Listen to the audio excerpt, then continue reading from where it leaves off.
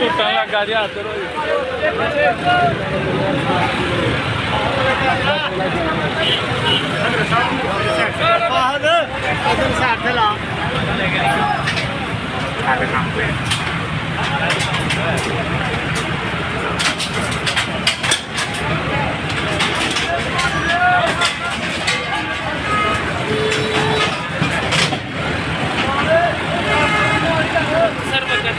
sir बातचीत है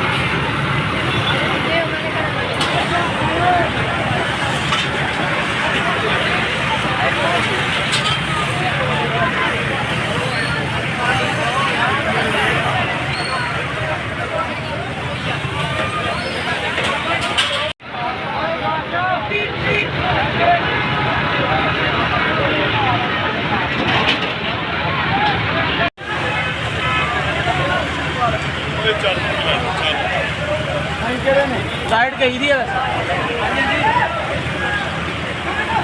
थले पोर्ट को ही थले पोर्ट को ही एक दिन का टाइम दे दिन वाली आज के दिन दे आज के दिन दे ठीक हो